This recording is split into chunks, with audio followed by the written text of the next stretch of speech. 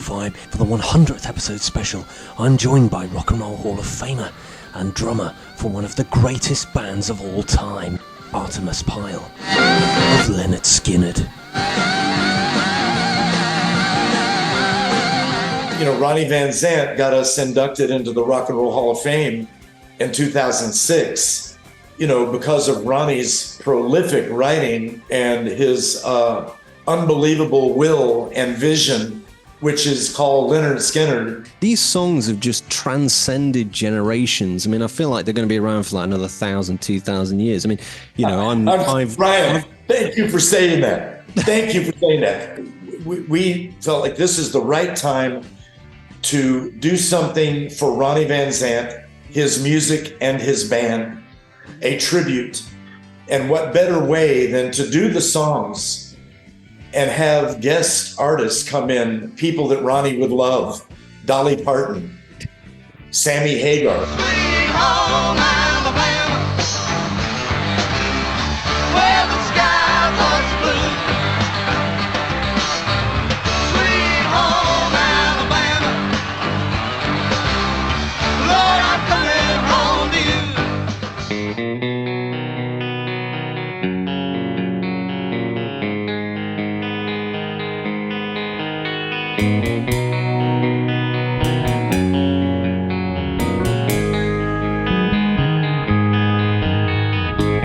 It was when we only had one engine left, and it was a twin engine plane. When we knew we were going down was when the other engine went out, and I happened to be in the cockpit at the time, and the right engine choked out. And, you know, I knew that plane had a good glide ratio. The plane had a great glide ratio, and we could make it on one engine. We could make it to somewhere to land. Macomb had an airport, but we had passed over it. But we didn't have, when that engine went out and we were out of fuel, we were a glider. And you know that scene, it's very intense. It's hard for me to watch. It's hard for me to think about. This is more than a story about the plane crash.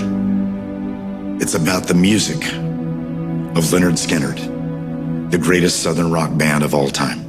When we used to tour, you know, in Europe, I love being there.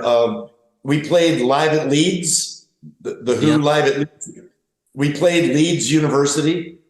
Went over to Glasgow, across the border there. Newcastle and Brighton and Liverpool, and of course, London. We would head in London. I just loved it over there, just getting out in the streets and walking through the villages and the countryside. I loved it. I mean, my dad will kill me if I don't tell you. He was at Nebworth in '76 when you were with the Stones. I mean, he always says, he's been telling me for decades that you guys blew them off stage, and his little theory is the reason for why they came out late was because you were too good. So. They were 2 hours late. Yes. And they were partying and drinking and smoking weed with Jack Nicholson. Right. And then, you know, then they were, the intros were kind of sloppy and their endings were sloppy. But when you're the Rolling Stones, you know, you can do that.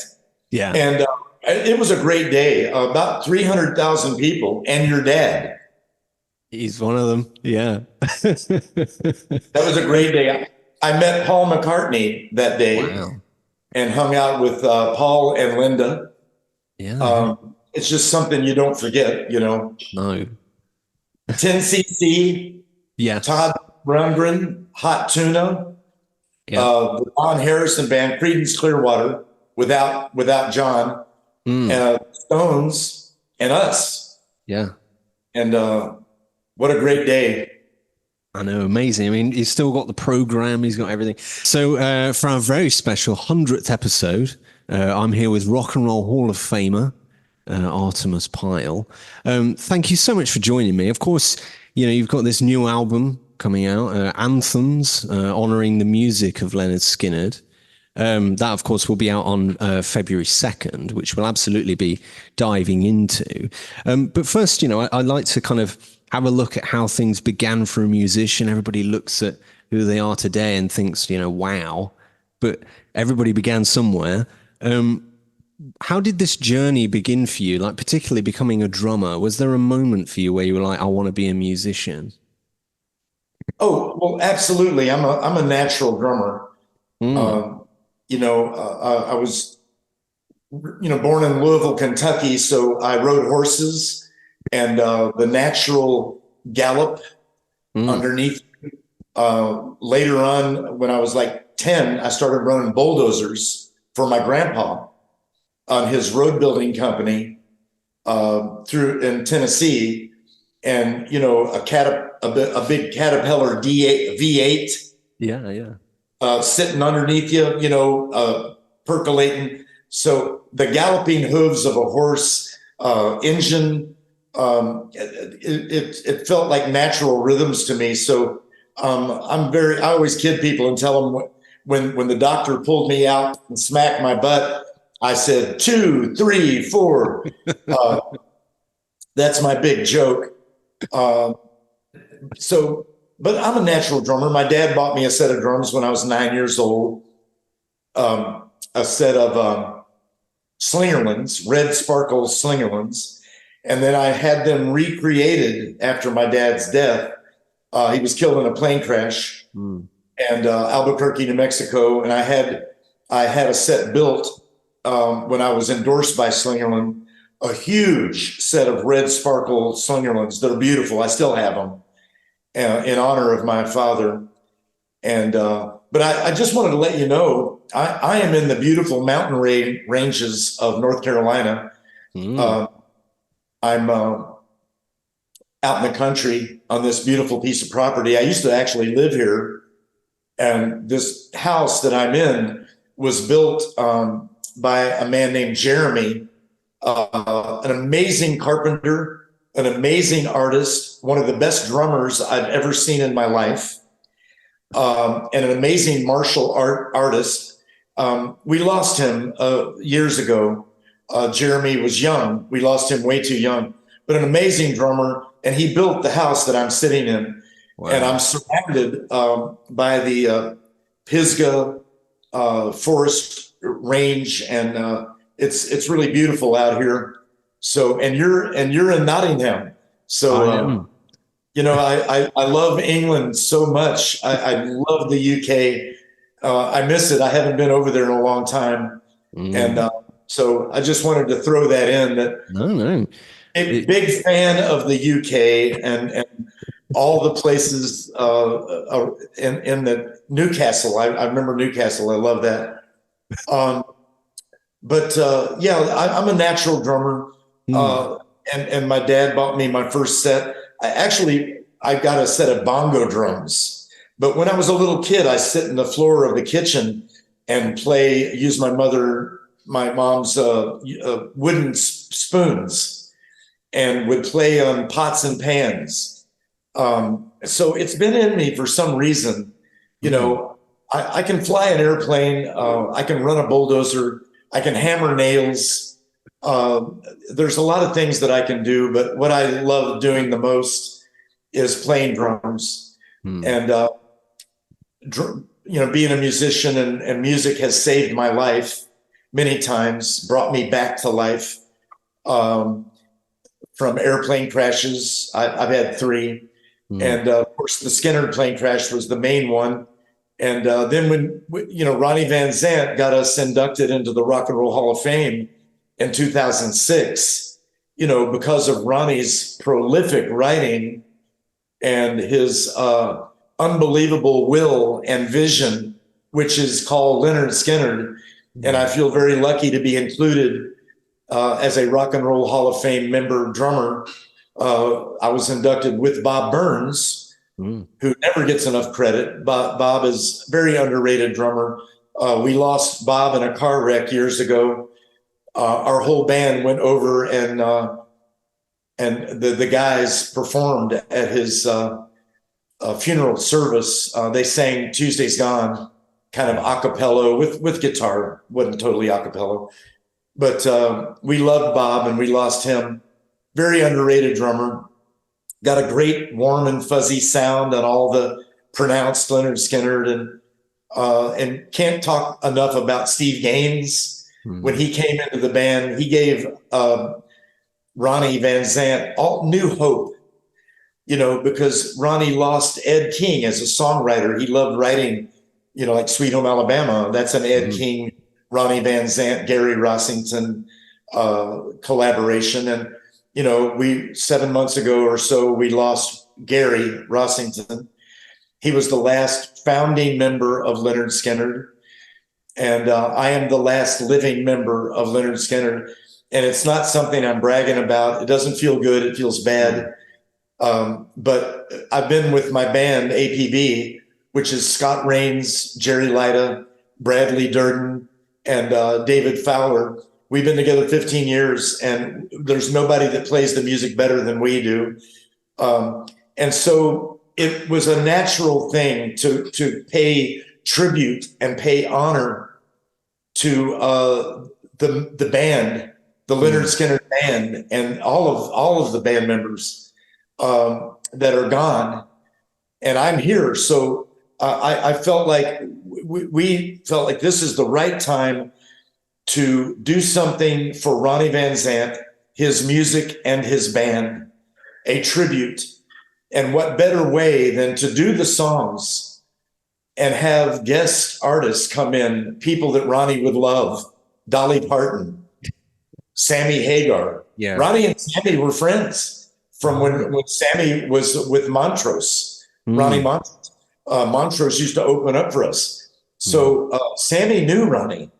And Dolly and Sammy and Warren Haynes and all these great players, singers, they came in.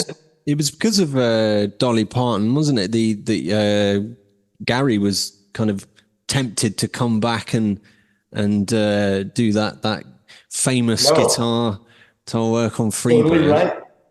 That's right, Ryan. RYAN. It is, yeah. So that is correct, Ryan. Dolly Parton kind of opened the door. Once you get Dolly Parton on board, and she agreed to, through our bass player, David Fowler, he knew her, he played with her. He lives in Nashville. He's from our area, but David knew Dolly, and he brought her in, and she sang Freebird. And I told her I was going to vote for her in the Hall of Fame. And she said, well, I don't know if I'm going to accept it because I don't know if I deserve it. And we all said, well, Dolly, you deserve everything. You're a humanitarian. You give money for children's hospitals. You have reading programs for children. You're a singer, songwriter, movie star, play guitar as good as a man. I think you deserve everything. And she said, well, could I put Freebird on my album? And I said, absolutely. We all were like, yes. So that kind of opened the door. And then we got Sammy on Simple Man. We didn't get everybody we wanted, but we got a lot of people we didn't know we could get. It's a pretty amazing list. I mean, I was reading through it and I'm like, wow. And Dolly, her version of Freebird, it'll make you cry. It did me when she played it for me. So a lot of people go, why now? Why do an album of Lynyrd Skynyrd songs that have already been recorded many times? And, and are played live every day in every city of America. There's a band that plays Lynyrd Skynyrd music. It's mind blowing because I played with a bunch of those bands. And that's why we have this band now, because we've been together 15 years and we got together and said, we were all tired of playing in 10 different bands. We wanted one band. And I'm 75 and all of the guys in the band are, 60 or younger. And, and they grew up with the music and they're from Alabama and Georgia and North Carolina and Tennessee and Kentucky. We are a Southern rock band, and we play the music better than anybody. So some people have said, why now? Why those songs? Well, we couldn't do them all. We had to pick and choose. Yeah. But you got to do Freebird. You got to do Sweet Home Alabama. But the reason is it's very simple. It's one thought. It's because Ronnie Van Zant deserves it. We wanted to modernize these songs with modern recording techniques. And I got a great drum sound, best drum sound I've ever gotten in my life on this album. And the album rocks. And the band is us. We are the basic track. What do you feel it is about these anthems, as you rightly have put on there? Because these songs have just transcended generations. I mean, I feel like they're going to be around for like another 1,000, 2,000 years. I mean, Ryan, thank you for saying that. Thank you for saying that, because I said that in many interviews. I said Ronnie Van Zant and the band wrote songs that'll be here for 1,000 years. So you just said it. You just made my day. And so that is correct. And finish your thought. I'm sorry, I interrupted. I'm 30 and I can listen to, Freebird. I can listen to, Needle and the Spoon, and it's all great stuff that still resonates with my generation now are still, and younger, are still tuning into Skynyrd and loving it. What do you feel it is about these songs that goes beyond, like you get younger people with just certain bands and it's like, it's of its time, but Skynyrd is and that music is clearly far beyond that. What do you feel it is that's making them so special? Well, I have my opinion, definitely. I mean, what you say, to your point, Led Zeppelin was good back in the 70s and 60s, really. Are they good now? Yeah. That music was good then. It's good now. It'll be good 1,000 years from now. And Ronnie was able to capture a moment in time with the energy of his band. It wasn't just his words and songwriting power and his prolific style. He had a vision of the music as well. That's why he made the band rehearse so much. I don't know of any band that was tighter than us. I don't know of any band that rehearsed more than we did. And I loved it because I'm a physical guy. What I do is physical. I'm a drummer, right? So, and I'd say, bring it on, let's do it. But when he would go to the band and say, let's do Sweet Home Alabama for the 50th time in a row, some of the band members were like, oh man, Ronnie, because, he was like their dad. Not a lot of band members had fathers growing up that were there, but Ronnie was always there for these guys. He was like their father, and he would say, man, we're going to do it 51 times, get in there. Let's strap on. Let's go. So it was his vision. He had, he ruled the band with an iron fist because he had an iron fist. He wasn't completely unfair or anything like that. And he was reasonable for some things. But when it came to that music and came to being prepared, when we were on a stage in front of 300,000 people, he was pretty adamant about, what he wanted us to do. And I agreed. I agree with that work ethic. So his prolific songwriting, his words were so common man that everybody, and the way Ronnie sang, a lot of people look at that and go, well, I can sing like that, because he didn't sing above people's heads. He didn't try to, like great singers like Steve Perry from Journey. I mean, look at that guy's voice. Look at Paul Rodgers, who loved Ronnie. Paul Rodgers and Ronnie were really close friends. Paul Rodgers was at Gary's funeral months ago. He spoke the words. They have these unbelievable voices in this range. Now, Ronnie had a great voice, and he had range, and he had technique and everything, but it was all his own. And he sang in a way with the words that he sang, like a song like Simple Man. American television. I was watching one night TV, and Bob Dylan was sitting there with Simple Man playing in the background. And Bob Dylan, the poet laureate, was saying, all you got to do is listen to those words written by Ronnie Van Zant. It's a song called Simple Man. It'll tell you everything you need to know.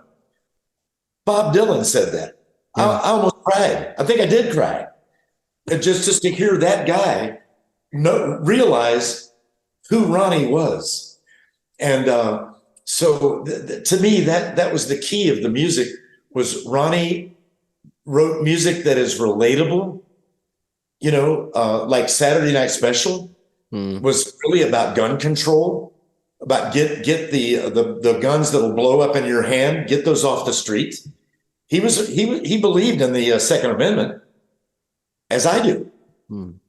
But there should be some, not everybody should be able to have a gun, and that opens up a whole new thing. But Ronnie stated very clearly in Saturday Night Special that that these it can put you 6 feet under. And he wrote about a lot of things, like about Sweet Home Alabama. He was basically saying to Neil Young, and he loved Neil Young. He loved Neil Young. They were going to write together. Neil had sent some songs for Ronnie to look at, but then Ronnie was killed, and that ended that. But Ronnie was just simply saying to Neil Young, don't blame everybody in the South for what some people do. Yes, there were bull whips, because that's what bull whips cracking, and people screaming in pain. And Ronnie was just saying, don't blame everybody for that, because we're all not like that. We all, and Ronnie didn't care what color you were, what gender you were, what race. If you were a good person, to Ronnie Van Zant, you were a good person. Of course, your movie, Street Survivors, which was released back in 2020, of course, that tells the events of the tragic crash that happened just days after the release of the album, Street Survivors. Did you feel that, this was a story that needed to be told? Yes, Ryan, because Lynyrd Skynyrd fans are not getting any younger. I'm not. I'm 75. I feel fine. I want to play drums as long as I can play those songs correctly. And from what my band and the audience and my children tell me, I'm still playing just as good as ever. I feel like I'm getting better. I'm getting a little more technique, where I don't have to play so hard to get the same sound out of the drum and the cymbal. I can actually attack it in a way that you can't play Lynyrd Skynyrd music as the drummer. You can't play it, like light. You have to lay into it. And I'm still able to do that at 75. I feel fine. But we're all, each day that goes by, we're not promised tomorrow. There's no guarantees. So I wanted a lot of the Skynyrd fans that wondered what happened to us on that fateful day and that fateful night, what we went through as a band. I wanted them to know that. And I never lost consciousness. I've had 3 airplane crashes. I've been shot. I've been stabbed. I've had multiple car wrecks and motorcycle wrecks. I've been hit in the head. I've been in fights where I got, hit in the head hard. But I've never been knocked unconscious. And I wanted to relate what I remembered.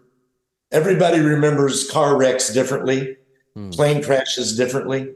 But my recollection, because I am a pilot, because I did fly that plane, because my father was killed in a plane crash, because all my friends were killed in plane crashes, I felt like I was qualified to tell the story. And so I did. And we, Cleopatra Films out in California, we had a little budget of $1,800,000. Not a big budget when it comes to doing a movie. And we released the movie during pandemic. But I am so proud of our effort. We did the best we could under the circumstances. The soundtrack is one of the most beautiful soundtracks. Our band, APB, wrote a killer song called Street Survivor, title track to the movie, that I'd put up against any Southern rock song ever written. I'm not joking. And that may sound pompous, but I know that this song is I know what a good Southern rock song is.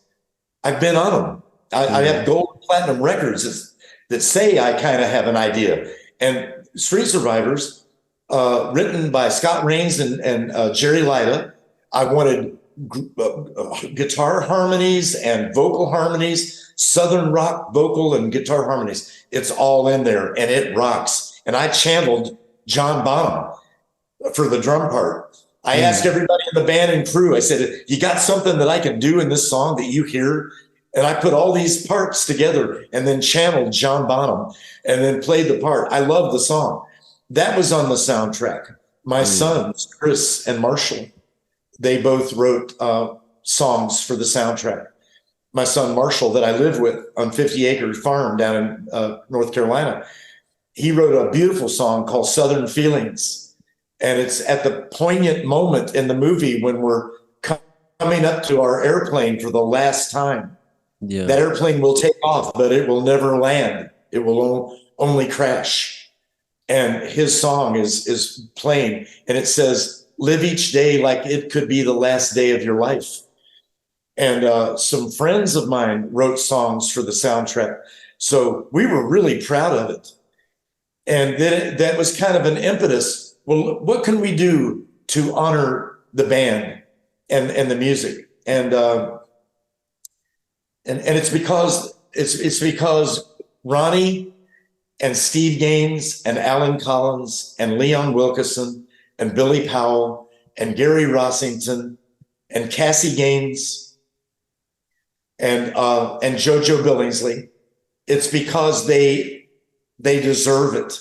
Now, the only people left from that 10-people band is myself and Leslie Hawkins, Ronnie's contralto sopranos. He handpicked her. She lives in Florida, down in Jacksonville, Port Caroline area, and it's beautiful down there. And, I'm from St. Augustine, Florida, as well as the mountains. So, that's, I think, just the long and short of it. In response to your point is that we did this album because they deserve it, and it came out really good. And when you got Dolly Parton singing Freebird, I mean, hey, what I mean? I mean, when I watched that movie, I mean, I couldn't.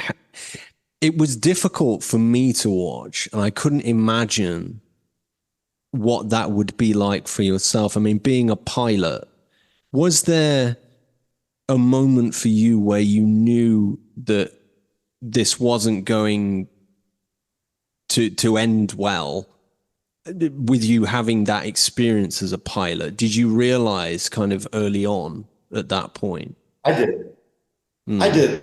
I mean, I was going back and forth to the cockpit because I am a pilot, and my dad was killed in a plane crash. All my friends were killed, and in 3 of them. So I reiterate, it was when we only had one engine left, and it was a twin engine plane, and we used a C-117 in the movie. We didn't have the money in the budget to use a Convair, which is tricycle landing gear with one on the nose. We had a tail dragger like that, and I used to fly in those in the Marines. Very safe flying record. We called them Goonie Birds. And so we were able to use that plane for the outside shots. And of course, there was a lot of CGI and everything, but I liked the looks of that plane. It had twin engines and it had a nice looking cockpit. So it was okay. That's the only thing about the movie that isn't, accurate. Other than that, the movie is accurate. And you the when we knew we were going down was when the other engine went out. And I happened to be in the cockpit at the time, and the right engine choked out. And, you know, I knew that that plane had a good glide ratio. The plane had a great glide ratio, and we could make it on one engine. We could make it to somewhere to land. Macomb had an airport, but we had passed over it. But we didn't have, when that engine went out and we were out of fuel, we were a glider. And you know that scene, it's very intense. It's hard for me to watch. It's hard for me to think about it. I get very emotional about it because once we became a glider, you know, we knew we were going in, and we were below the cloud level, and we were looking for some place to set the thing down, and we knew it wouldn't end too well, you know. Yeah. So that is intense, and I was able to watch the movie, I think, 10 times. Wow. And I watched it by myself because it is very emotional and intense. It's not for children. There's a lot of nudity. There's foul language, drugs, and alcohol. But that's kind of what was going down in the late 60s and 70s. You know, there was a streaking. You know, we play these big stadiums, and dozens of girls would take off their clothes and run across the stage. You know, we kind of liked that, to tell you the truth. But, you know, and the girls up front in the front rows would flash us, you know, and like I say, no problem. But you know, the Hollywood went a little bit overboard with the nudity. We never stood the entire band in a hotel room with 20 butt naked girls. You know, that never happened. There was a lot of, you know, exposed breasts, but we weren't, you know, it wasn't like the Romans. It wasn't complete debauchery. We liked our sexual activity in private, let's say, but Hollywood kind of threw that in there, and I said, okay, it's done. What can I say? Yeah. Yeah, that it was time for us to do our new album, Anthems, because, you know. But listen, Ryan, I would love to talk all day with you, sir. Yes. And I love England and the UK. I feel like I'm there by talking to you, but I have to do another interview. We're trying to get the album out there, you know. I completely respect that. Can I ask one more question and I'll let you go? Yes, sir. Just one. Yeah, hold that question. Let me quickly say that we put out pre-sales, about 1,500. We're dropping the album on February the 2nd when it'll be available. February 2nd, Groundhog's Day. And there are 1,500 vinyls that are available. And it may be more in the future, but for right now, that's what's available. So I just wanted to say that. What was your question, sir? A question I always finish on that I ask every guest that comes on, and it really relates well with your album Anthems. If you could work with any artist, one from the past and one from the present, who would they be? I mean, obviously you've worked with so many amazing people, but is there one in particular that you think, you know, looking back, maybe that'd be a cool thing, you know, a cool person to work with, perhaps?